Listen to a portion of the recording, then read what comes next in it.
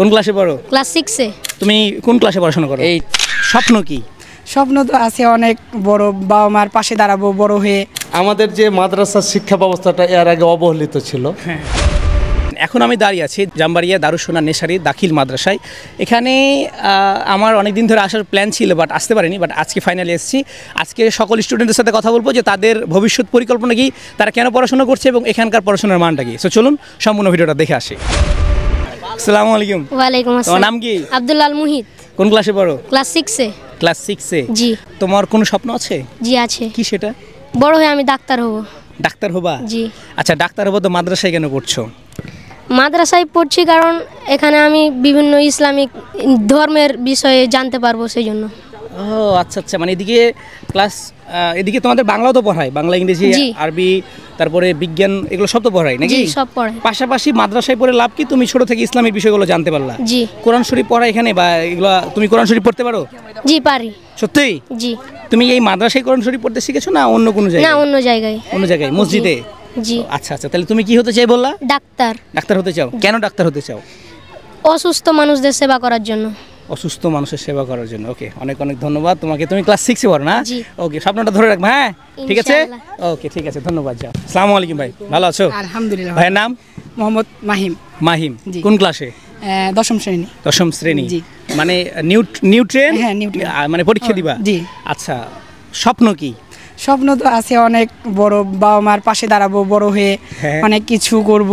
মানে জীবনটাকে যে কষ্ট নিয়ে আমরা বড় হয়েছি, হ্যাঁ। ওই কষ্টটা মানে আর মানে উপভোগ করব না। মানে যারা তো অনেক মানে বড় হয়ে ভালো কিছু করতে হবে।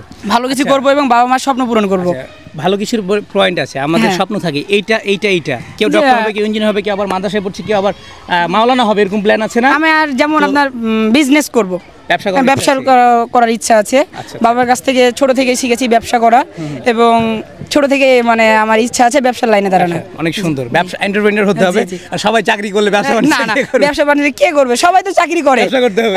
তোমার নাম কি? রাহিম। রাহিম। জি। তুমি কোন ক্লাসে পড়াশোনা করো? 8। হ্যাঁ 8। 8 এ। তোমাদের এখানে কি শুধুমাত্র বাংলা ইংরেজি পড়ায় নাকি শুধু কোরআন পড়ায়? কোনটা? কুরআন, বাংলা, ইংরেজি, অঙ্ক সব। এভরিথিং? জি। হ্যাঁ।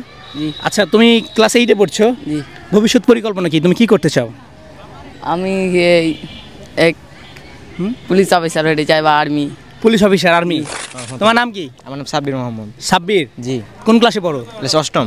8ম শ্রেণীতে পড়ছো। জি। তোমার স্বপ্ন আছে জীবনের কোনো? জি আছে। কি সেটা? আমি বড় হয়ে পুলিশ হবো বা পুলিশ হতে চাও? জি। আচ্ছা, পুলিশ কেন হতে চাও?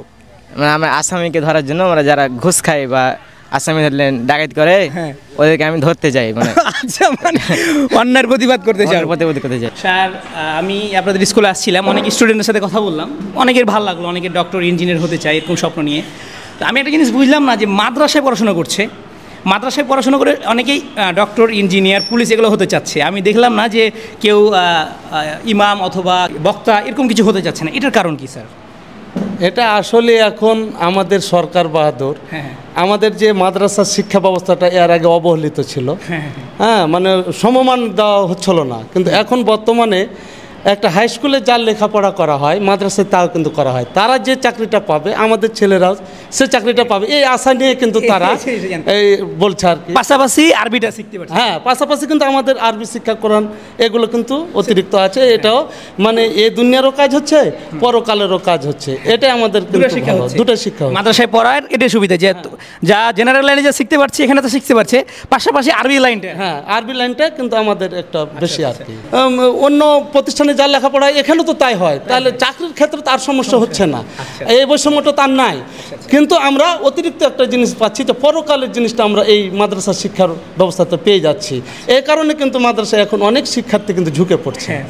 এখানে ডিম ছিলছি। ডিম?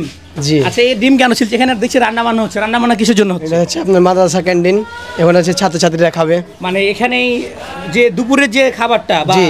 ব্রেকের যে খাবারটা ওখানে মাদ্রাসা থেকেই দেয় এটা নাকি? জি, এটা মাদ্রাসা না, এটা নিজ নিজ টাকা দিয়ে খেতে হয়। নিজ নিজ টাকা দেয়, ওরা মাদ্রাসা ব্যবস্থা করে। জি, দেয় জি। তো গাইস, দেখতে পাচ্ছেন, আমি কিন্তু এটা আমাদের ভোরহাটের মধ্যে দেখি নাই। এখানে দেখুন সুন্দর রান্না বান্না হচ্ছে।